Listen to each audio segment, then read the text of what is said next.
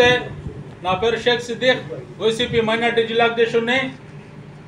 ఒక వారం నుంచి ముస్లిం అన్న తమ్ముళ్ళకి అందరికీ చంద్రబాబు నాయుడు రోడ్డు మీద తెచ్చాడు. ఎలక్షన్ల ముందర ఏమో పెద్ద పెద్ద హామీలు ఇచ్చారు. ప్రతి బిడ్డకి 15 ఏళ్ళు ఇస్తానని చెప్పాడు. ప్రతి ఆడతల్లికి బస్సు ఫ్రీ అని చెప్పాడు. ప్రతి ఆడమ్మాయికి నెలకి 1500 అకౌంట్లు వేస్తానని చెప్పాడు. ఇవన్నీ సంవత్సరం అయిపోతే ఒక్క రూపాయి ఇల్లా.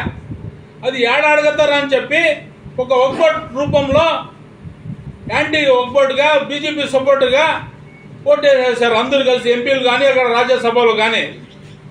చంద్రబాబు నాయుడు ఒకటే అనుకుంటున్నారు, నేను ఆంధ్రప్రదేశ్కి హిట్లర్ అని.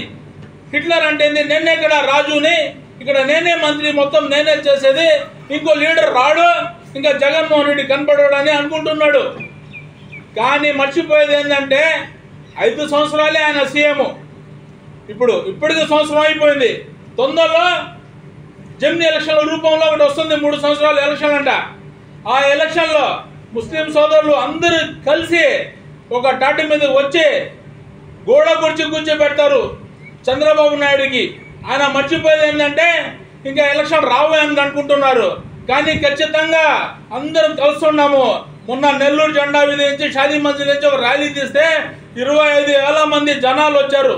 అది ఎవరు పిలిచలే, ఎవరు డబ్బులు పెట్టలే, సొంత సంతోషంతో వచ్చారు. ఎందుకంటే చంద్రబాబు నాయుడు ఆ ఎండలో ఆ బాధలో వాళ్ళు వచ్చి నిరసన తెలిపారు చంద్రబాబు నాయుడికి. ఈ సెగ మొత్తం ఆంధ్రప్రదేశ్ తగులుతుంది. చంద్రబాబు నాయుడు వల్ల ఆంధ్రప్రదేశ్ కాదు మొత్తం భారతదేశంలో నరేంద్ర మోడీ అక్కడ కూర్చున్నాడు అంటే కేవలం చంద్రబాబు సపోర్ట్ చేశాడు కాబట్టి. అదే చంద్రబాబు సపోర్ట్ చేయకుండా ఉండుంటే అక్కడ నరేంద్ర మోడీ కూడా ఓడిపోయేది. ఈ ధర్మం మాకు వచ్చేది కాదు. ఆయన అదే చంద్రబాబు నాయుడు జెండా వీధి మీటింగ్ పెట్టాడు ఖలీల్ బాయ్ పోటీ చేసేటప్పుడు ఎమ్మెల్యేగా.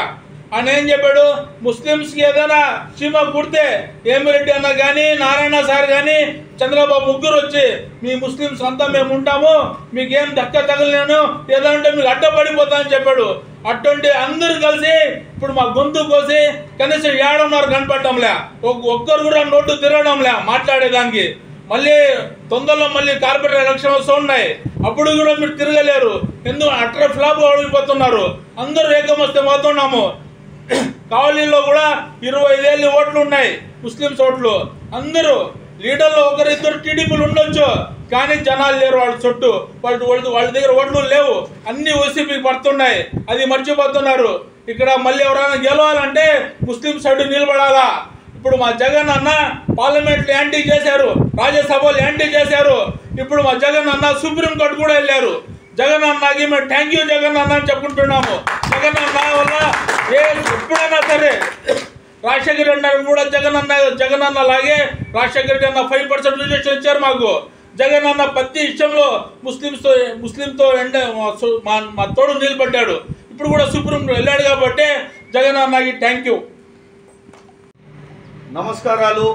మా మైనారిటీ సోదరుల కావలి ప్రజలందరికీ అస్సలాము అలైకుం. ఈరోజు మా వైఎస్ఆర్ కాంగ్రెస్ పార్టీ మైనారిటీ కుటుంబ సభ్యులు కావలికి వచ్చి మాట్లాడాలని కోరుకున్నాం. ఈరోజు మాతో పాటు మన జిల్లా అధ్యక్షుడు సిద్దిక్ భాయ్ గారు, మీడియాకు సంబంధించింది రౌఫ్ భాయ్ గారు ఆయన కూడా ఉన్నారు, ఇతర కావలి సంబంధించిన మా నాయకులందరూ ఉన్నారు. ఈరోజు ఒకటే చెప్పదలుచుకుంటున్నాం, ఆంధ్రప్రదేశ్ రాష్ట్రానికే కాదు యావత్ భారతదేశం ముస్లింలకి వెన్నుపోటు పుడిచిన ఎవరైనా ద్రోహి ఉన్నాడంటే అది ఒక చంద్రబాబు నాయుడు గారు తప్ప ఏ ఒక్కరు లేరని చెప్పదలుచుకుంటున్నా. ఈయన ముస్లిం సోదరులకి వచ్చి ఏం చెప్పాడు, ఈయన అబద్ధపు హామీలు ఇచ్చాడు. నేను ఆ బ్యాంకు పెడతాను, నేను బఠానాలు ఇస్తాను, నేను మీకు యాపిల్ బండ్లు ఇస్తాను, అది చెప్పి అబద్ధాలు చెప్పి ఈరోజు రాజకీయాల్లో ఈయన ముఖ్యమంత్రి అయ్యి రాష్ట్రానికి కూర్చొని ఉన్నాడు. ఈయన కూర్చునింది ఏం చేస్తున్నాడు అబ్బా, ఏం చేస్తున్నాడు? ముస్లింల మీద ఏదైతే యూపీలో నడుస్తుందో అదే ప్రకారంగా పవన్ కళ్యాణ్ గారితో కలిసి ఈరోజు రాష్ట్రానికి ముస్లింలకి ద్రోహం చేశాడు. ఈయన వక్ఫ్ బోర్డ్ అమెండ్మెంట్ బిల్ యాక్ట్ అనేది అది మాకు ముస్లిం సోదరులకి తల తీసేసే విధంగా ఉండే యాక్ట్. అది వక్ఫ్ బోర్డ్ బిల్ అనేది మా ఆస్తులై మా అల్లా ప్రాపర్టీలు అది. ఈరోజు ఆ ప్రాపర్టీలు తీసుకుపోయి కుదువ పెట్టింది చంద్రబాబు నాయుడు గారు. ఈరోజు చంద్రబాబు నాయుడు గారు ముస్లింల పక్షపాతి కాదు, ముస్లింల ద్రోహి. చంద్రబాబు నాయుడు గారు ముస్లింల ద్రోహి. అదే కాకుండా నిన్న ఏదైతే ఆర్టికల్ 15, 16, 25, 26 ఏదైతే ఈ ఆర్టికల్ వక్ఫ్ బిల్ అమెండ్మెంట్ యాక్ట్లో వస్తుందో ఆ యాక్ట్ కరెక్ట్ కాదు అని మా జగన్మోహన్ రెడ్డి అన్న, మా వైఎస్ఆర్ కాంగ్రెస్ పార్టీ సుప్రీంకోర్టులో అప్పీల్ వేసి పిటిషన్ చేసింది. ఇది ముస్లింల పక్షపాతి పార్టీ, గుర్తు పెట్టుకోండి. ఇది ముస్లింల పక్షపాతి పార్టీ.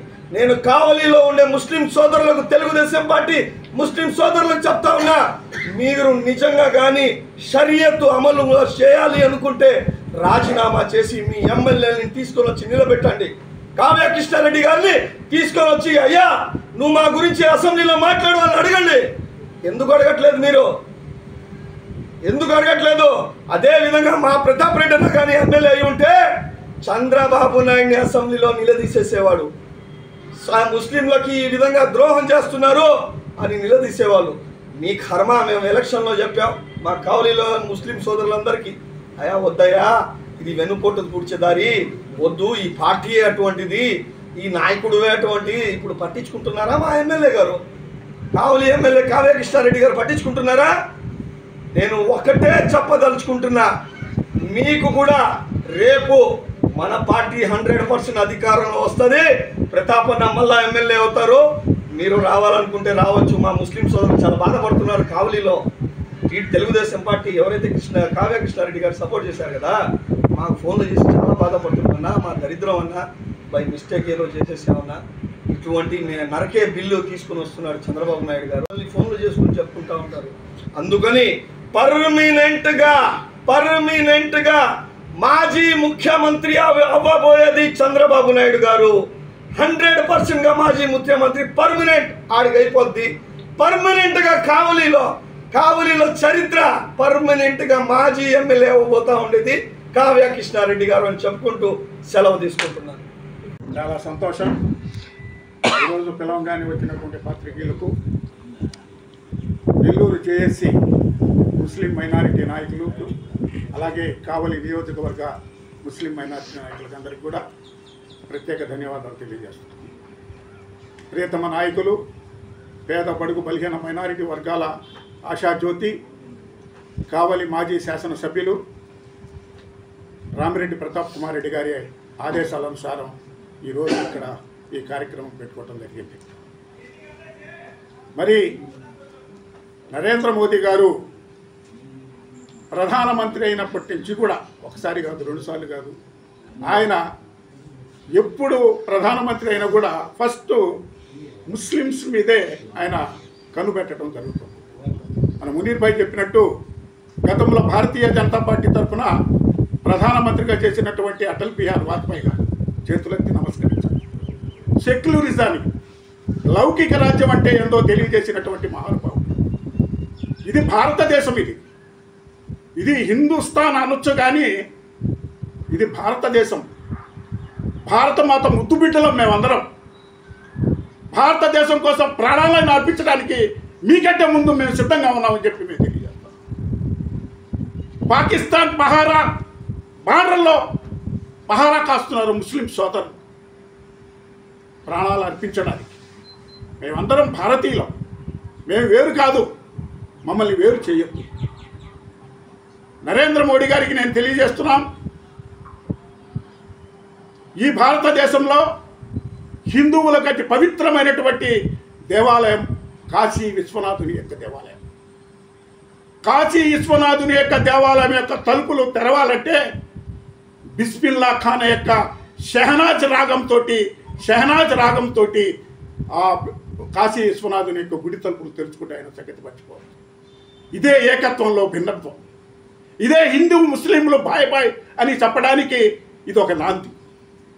మరి మేము ఎంతో ప్రేమగా, అభిమానంగా హిందూ ముస్లిం బాయ్ అని ముందుకు వెళ్తూ ఉంటే ఈ ప్రభుత్వాలు పబ్బం గడుపుకోవడానికి నానా ఇబ్బందులు పడి వాళ్ళు ఈ కులాలు, మతాలు తీసుకొచ్చి ముందు పెడుతున్నారు. బాబ్రీ మసీదు వివాదం సుప్రీంకోర్టుకి వెళ్తే మేమందరం కూడా, భారతీయులు అందరం కూడా సుప్రీంకోర్టు ఏదైతే తీర్పు ఇచ్చిందో దాన్ని మేము మనస్ఫూర్తిగా ఆహ్వానించి బ్రహ్మాండమైనటువంటి రామాలయాన్ని కట్టుకోవడానికి మేము అందరం సంతోషంగా మిమ్మల్ని అందరినీ ఆహ్వానించాం. మేము ఇంకా మసీదు కట్టుకోవాలి. ఇది మా యొక్క ప్రేమ అభిమానాలు కలిగినటువంటి హిందుస్థాన్లో బతుకుతున్నటువంటి ముస్లిం సోదరులు. మా మీద ఎందుకు మీ జులుం? మా మీద ఎందుకు మీకు కక్ష? కేవలము భారతీయ జనతా పార్టీ ఆర్ఎస్ఎస్ యొక్క ఆలోచనతోటి నడుస్తున్నటువంటి భారతీయ జనతా పార్టీ, ఆర్ఎస్ఎస్ విధానాలతో నడుస్తున్నటువంటి భారతీయ జనతా పార్టీ. మరి చంద్రబాబు నాయుడు గారికి ఇదే నరేంద్ర మోడీ ఒక ఉగ్రవాదిగా ఒకరోజు కనపడతాడు, ఒకసారి బ్రహ్మాండమైనటువంటి ప్రజాప్రతినిధిగా కనపడతాడు. ఇది చంద్రబాబు నాయుడికి 2 నాలుకల ధోరణి అందరికీ తెలిసినట్టు విషయమే. ఒకసారి ఉగ్రవాది ఏంటి, ఒకసారి ప్రజాప్రతినిధి ఏంటి. అందుకే చెప్తున్నాం, రాష్ట్రంలో ఉన్నటువంటి ముస్లిం సోదరులందరూ కూడా, మెజారిటీ పీపుల్ అందరూ కూడా కూటమి ప్రభుత్వానికి ఓటేసి గెలిపించారు. దాదాపు మంచి మెజారిటీ వచ్చింది. చంద్రన్న కష్టంలో ఉన్నటువంటి ముస్లిం సోదరులకు సహాయం చేస్తాడని ఎన్నో ఆశలతోటి పార్లమెంట్లో ఎదురు చూశాం. ఒక్క చంద్రబాబు నాయుడు గారి కన్నా ఈ అమెండ్మెంట్ బిల్లుకి మద్దతు పలకపోతే ఇది ఆమోదించబడేది కాదు. ఇది చరిత్ర, మనం అందరం చూసినటువంటి విధానం. ఒక్క వాళ్ళు పార్లమెంటులో ప్రతిపక్షాలు గగ్గోలు పెడుతున్నప్పటికి కూడా, ప్రతిపక్షాలన్నీ ఏకంగా మాట్లాడుతున్నప్పటికి కూడా దీన్ని ఆమోదించి రాష్ట్రపతికి పంపించి రాష్ట్రపతి ముద్ర ఇచ్చినటువంటి ఘనత భారతీయ జనతా పార్టీకి కలిగింది. ఎంత బాధాకరమైన విషయం. మేము ఎంత బాధాతప్త హృదయాలతో మాట్లాడుతున్నాం. రాజులు పోయినారు, రాజ్యాలు కూలిపోయినాయి. మరి మేమందరం మాకు పూర్వీకులు ఇచ్చినటువంటి ఆస్తులు, మసీదులకు ఇచ్చినటువంటి ఆస్తులు, దర్గాలకు ఇచ్చినటువంటి ఆస్తులు, వక్కుబోటు ప్రాపర్టీస్ ఎన్నో అన్యాక్రాంతంతో ఉన్నాయి. మహాప్రభు మా స్థలాలను, మా ఆస్తులను కాపాడండి అని చేతులెత్తి మీ ప్రభుత్వాన్ని వేడుకున్నాం. ఎవరు మా స్థలాలను ఎవరు కాపాడలేకపోతున్నారు. కాపాడకపోగా మళ్ళా ఈ కొత్త బిల్లు తీసుకొచ్చి మా నెత్తిలో ఉంచుతున్నారు. రేపు ఈ బిల్లు పాస్ అయ్యి బయటకు వస్తే దీని ప్రభావం ఈ భూములన్నీ కూడా ఏ ఆదానికో ఏ అంబానికో అప్పచెప్పడానికి ఇది ప్లాన్ అని చెప్పి నేను అడుగుతున్నా. మేము ఈ దేశంలో ఉండకూడదా? మాకు ఆస్తులు ఉండకూడదా? మా దర్గాలకు ఆస్తులు ఉండకూడదా? మా మసీదులకు ఆస్తులు ఉండకూడదా? మేమంతా అట్టే నిలబడిపోవాలా? నరేంద్ర మోడీ గారు మీ ఆర్ఎస్ఎస్ విధానాలను తీసి పక్కన పెట్టండి. ఇది భారతదేశం. ఇది ఎన్ని మతాలు, ఎన్ని కులాలు కలిసి, ఎన్ని జాతులు కలిసి జీవిస్తున్నటువంటి మహా పెద్ద దేశం అది. ప్రపంచంలోనే ఇన్ని మతాలు, కులాలు కలిసి జీవిస్తున్నటువంటి దేశం ఏదైనా ఉందంటే అది ఒక్క భారతదేశం అని చెప్పి. మరి ఇటువంటి దేశంలో అన్నదమ్ముల వల్లే కలిసి మెలిసి తింటున్నామో, తినటం లేదో, కష్టం చేస్తున్నామో, కూలికి పోతున్నామో, బిడ్డల్ని పోషించుకుంటున్నామో, చదివించుకుంటున్నామో, మా గంటలు మేము పడుతున్నాం. మా జాతి మీరు అభివృద్ధి చేయకపోయినా మాకు పర్వాలేదు, మా గురించి మీరు ఆలోచించకపోయినా పర్వాలేదు, మా బిడ్డల భవిష్యత్తు గురించి మీరు ఆలోచించినా పర్వాలేదు, ఆలోచించకపోయినా పర్వాలేదు, మమ్మల్ని ఇబ్బందులు పెట్టు. చేతులెత్తి నమస్కరించి నరేంద్ర మోడీ గారిని మేము మరీ కోరుకుంటున్నాం, ఈ అమెండ్ బిల్లుని మీరు వాపసు తీసుకోండి. మా జీవితాలలో వెలుగు తీసుకురండి, అభివృద్ధి కోసం పాటుపడండి. మిమ్మల్ని ప్రజా పదవులు ఇవన్నీ శాశ్వతం కాదు. మీరు ఈ రోజు ఉండొచ్చు, రేపు పోవచ్చు, కానీ బిల్లు శాశ్వతం. ఒక్కసారి మరలా ఆలోచించండి పడుకొని. భార్య బిడ్డలు, సంసారాలు, కుటుంబాలు కలిగిన వాళ్ళం మేము. మా మసీదుల ప్రాపర్టీలు ఉంటేనే మేము మసీదులు నడిపించుకోగలం, దర్గాలు నడిపించుకోగలం, మా ప్రాపర్టీ ఉండగలం. ఉదాహరణకి నేను చెప్తున్నా, ఒక గ్రామంలో ఒక భూస్వామికి ఒక 100 ఎకరాలు ఉంటే అతను భూస్వామి, ఆ ఊరికి పెద్ద, అతనిదే పెత్తనం. ఈ భారతదేశంలో ముస్లింలకి మా స్థలాలు మాకుంటే మాకు ఆ భూస్వామికి 100 ఎకరాలు తొలగిపోతే అతను ఎంటీ రైతు. అక్కడి నుంచి ప్రారంభమవుతుంది ఇది. వీళ్ళకి ముందు ప్రాపర్టీ పరంగా వీళ్ళని ఏం లేకుండా ఖాళీ చేయాలి, ప్రాపర్టీ ఉండకూడదు. ఇది ఆదోని అంబానీలకు అప్పచెప్పేస్తే వాళ్ళకి ఒక కోర్టుకు సంబంధించిన ఆస్తులన్నీ క్లియర్ అయిపోతాయి. తర్వాత వీళ్ళని ఎన్ఎస్సి కిందనో లేకపోతే పౌరసత్వం కిందనో రద్దు చేసి ఈ భారతదేశాన్ని పంపించేయచ్చు. Step by step. Narendra Modi గారికి ఇక వేరే ఆలోచన లేదా? భారతదేశం మీద ఇంక ఎన్నో సమస్యలు ఉన్నాయి. నిరుద్యోగ సమస్య ఉంది, పేదరికం సమస్య ఉంది. వీళ్ళందరినీ నిర్మించలేరా? ఎంతసేపటికి మైనారిటీ, ముస్లిం మైనారిటీల మీదేనా? కాబట్టి దయచేసి ఈ బిల్లు మీద మళ్ళీ ఆలోచించి దీన్ని నివారించుకొని దీన్ని వెనక్కి తీసుకోవాల్సిందిగా కోరుతున్నాం. అలాగే రేపు 21వ తారీఖున కావలి నియోజకవర్గంలో నెల్లూరులో బ్రహ్మాండమైనటువంటి జేఏసీ ర్యాలీ మైనారిటీది జరిగింది. నిజంగా కని విని వెరగనటువంటి మైనారిటీ ర్యాలీ. అంతకంటే అద్భుతంగా మనం కావలి నియోజకవర్గంలో ఈ ర్యాలీకి జేఏసీకి వైఎస్ఆర్ కాంగ్రెస్ పార్టీ పూర్తి మద్దతు ప్రకటిస్తుంది. అలాగే అన్నదమ్ముల సోదరులైనటువంటి ఎస్సీ, ఎస్టీ, బీసీ వాళ్ళు కూడా మాకు అందరికీ సపోర్ట్ చేసి ఈరోజు మాకు రేపు మీకు, కాబట్టి మనం అందరం కూడా సమైక్యంగా పోరాటం చేద్దాం. రైతులు పోరాటం చేసి రైతు బిల్లుని ఏ విధంగా వెనక్కి తీసుకున్నారో ఆ విధంగా మనం ఐక్యంగా పోరాడతాం. ఐక్యంగా మీ సమస్య వచ్చినప్పుడు మేము అండగా ఉంటాం, మా సమస్య వచ్చినప్పుడు మీరు అండగా. ఎస్సీ, ఎస్టీ, బీసీ సోదరులారా, మీరు కూడా రేపు జరిగే 21వ ర్యాలీలో మీరు కూడా పాల్గొనండి. సిపిఐ, సిపిఎం వాళ్ళు కూడా మీరు కూడా ఆ ర్యాలీలో పాల్గొని జేఏసీకి పూర్తి మద్దతు ఇవ్వండి. మా పార్టీ వైఎస్ఆర్ కాంగ్రెస్ పార్టీ జేఏసీకి ఈ బిల్లుకి వ్యతిరేకంగా ఏ పోరాటం జరిపినా వైఎస్ఆర్ కాంగ్రెస్ పార్టీ అండగా ఉంటుంది, తోడుగా ఉంటుంది. కావలి నియోజకవర్గంలో రామిరెడ్డి ప్రతాప్ కుమార్ రెడ్డి గారి అండదండలు, ఆశీస్సులు ఈ కార్యక్రమానికి ఉంటాయని తెలియజేస్తూ నమస్కారం. పత్రికా విలేకరులకు మరియు మిత్రులు పెద్దలందరికీ కూడా మా ధన్యవాదాలు. ఈరోజు కావలి నియోజకవర్గంలో మాజీ శాసనసభ్యులు శ్రీ రామిరెడ్డి ప్రతాప్ కుమార్ రెడ్డి గారి క్యాంప్ ఆఫీస్ నందు మేము వక్ఫ్ బోర్డు అమెండ్మెంట్ బిల్లుని వ్యతిరేకిస్తూ మేము ఈరోజు ఇక్కడ సమావేశం ఏర్పాటు చేయడం జరిగింది. సోదరులారా, గమనించండి, గత ఎన్నికల్లో ముందు ఇదే క్యాంప్ ఆఫీస్ నుంచి మేము ఒక పిలుపునిచ్చాము. మీరు ఒక పార్టీ కాదండి, 3 పార్టీలు కలిసిన కూటమికి ఓటేస్తున్నారు. ముస్లిం సోదరులారా, మీరు ఒకసారి ఆలోచించాల్సిన అవసరం ఎంతైనా ఉంది. వాళ్ళు తడిగుడ్డతో గొంతుకు వస్తారు.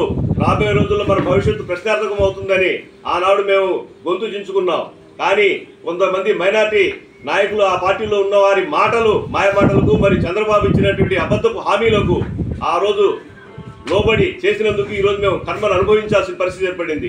ఇది ఒక కావలి నియోజకవర్గం కాదండి, ఆంధ్రప్రదేశే కాదండి, భారతదేశం మొత్తం కూడా ఈ రోజు మేము రోడ్ల మీదకి వచ్చి గొంతెత్తి అరవాల్సిన పరిస్థితి వచ్చిందంటే ఈ దేశంలో ఎన్డీఏకి మద్దతు ఇచ్చినటువంటి ఒక నితీష్ కుమార్, చంద్రబాబు చరిత్రహీనులుగా మిగిలిపోతారు. ఎందుకంటే ఇది ఈ రోజు విషయం కాదు, ఒక్కొక్కటి ఎంతో కాలం నుంచి వస్తుంది. మా మీద, మా ముస్లిం సమాజం మీద మీకంత ప్రేమ, గౌరవం ఉంటే ఉత్తరప్రదేశ్లో ఒక మంత్రి ఉన్నాడా? లేదు బీజేపీ పాలిత ప్రాంతాల్లో మాకు సరైన రాజకీయ ప్రాధాన్యత ఇస్తున్నారా? బీజేపీ పార్టీలో కేంద్ర మంత్రివర్గంలో కానీ సరైన ప్రాధాన్యత ఉంటుందా? లేదు. అంటే మీకు రాజకీయంగా, ఆర్థికంగా, సామాజిక పరంగా ముస్లింలు ఎదగటం ఇష్టం లేదు. ముస్లింలు అణిచివేయాలి. రేపు రోజు ఓటు హక్కు కూడా లాక్కునే అవకాశం ఉంటుంది. ఎన్ఆర్సీ బిల్లులు కూడా తీసుకొస్తారు మా మీదకి. అంటే మీరు ఆలోచించండి, మీ ఒక్క ఓటు 5 సంవత్సరాల పాటు మీరు గొంతెత్తి రోడ్ల మీద తిరగాల్సిన పరిస్థితిని ఏర్పరిచారు. ప్రజలారా, ముస్లిం సమాజం మేల్కొనండి.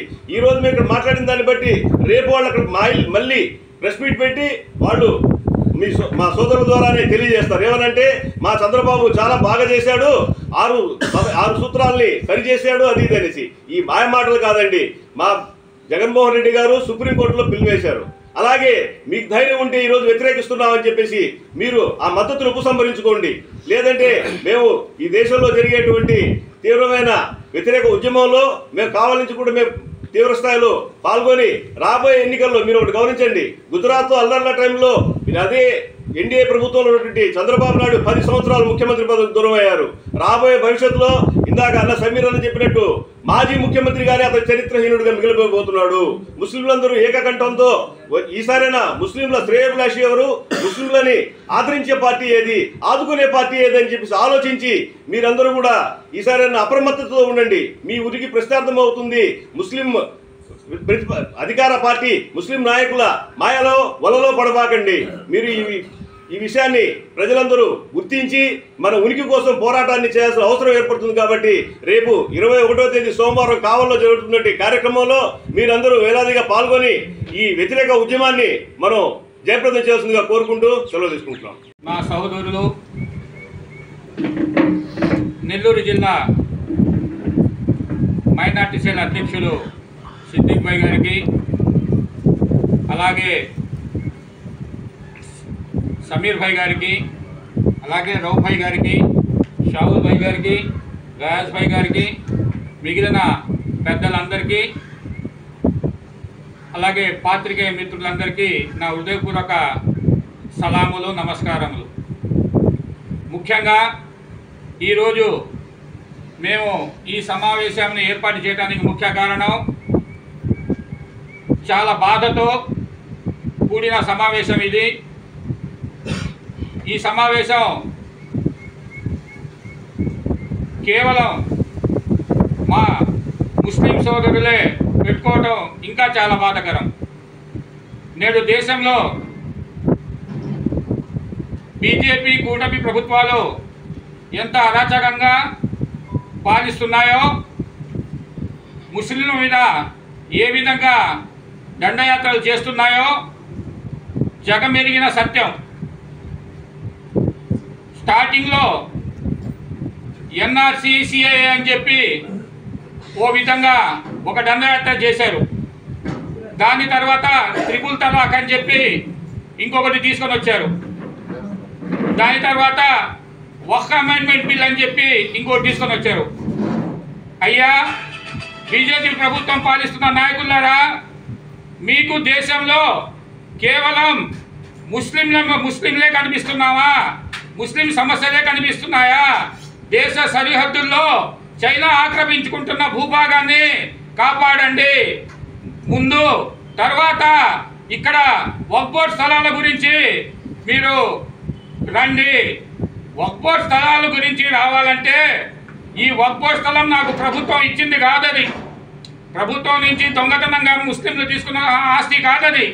మా పూర్వీకులు అప్పుడు దాన ధర్మాలతో మసీదులకి, దర్గాలకి ఆ జరుగుబాటు కోసం ఆ ఇచ్చిన స్థలాల్ని మీరు ఈరోజు మేము ప్రభుత్వంగా ఆక్రమించుకొని మా ఇష్ట ప్రకారం చేస్తాం మేము అని చెప్పి మీరు అంటున్నారు. మేము ఇక్కడ భారతదేశంలో హిందూ ముస్లిం అని భాయ్ లాగానే ఉంటాం. మేము ఒకరి ఇళ్లలో ఒకరు తింటాం, ఒకరు ఇళ్లలో ఒకరికి వచ్చి తింటుంటాం. అంత స్నేహపూర్వకంగా ఉండే మాకు అంతకుముందు బీజేపీ ప్రభుత్వంలో స్వర్గీయ వాజ్పేయి గారు బీజేపీ ప్రభుత్వం ప్రధానమంత్రిగా చేశారు. అప్పుడు ఈ అరాచకాలు అతను చేయలేదండి. ఇప్పుడు కేవలం మీరు ఇప్పుడు భారతదేశంలో నెంబర్ 2 ఉన్న ఇద్దరు కలిసి కేవలం ముస్లింల మీద ఇంతటి అరాచకాలు చేస్తున్నారు. ఇది కేవలం ఇప్పుడు తెచ్చిన అమెండ్మెంట్ బిల్లు కేవలం ముస్లింల గురించి భారతదేశ చట్టంలో తీసుకొని వచ్చారు. భారతదేశ చట్టం తీసుకొని వచ్చినప్పుడు మీరు అంతకుముందు చెప్పేది ఏమని, ఏక్తా ఏక్తా ఏక్తా అని చెప్పి ఎక్కడ ఏక్తా చూపిస్తున్నారండి మీరు? కేవలం ముస్లిం మీద దాడులు, ముస్లిం మీద కేసులు, ముస్లిం షరియత్ల మీద మీరు చేస్తున్నటువంటి హుకుంలు ఇది కరెక్ట్ కాదు. దీనికి ఇంతకింతకి అనుభవించాల్సి వస్తుంది.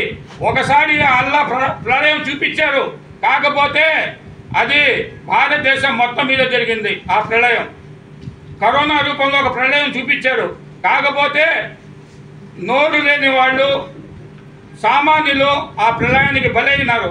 రెండవ ప్రళయం మళ్ళీ రాకుండా ఈ అమెండ్మెంట్ బిల్ను మీరు పూర్తిగా రద్దు చేస్తారని కోరుకుంటున్నాను.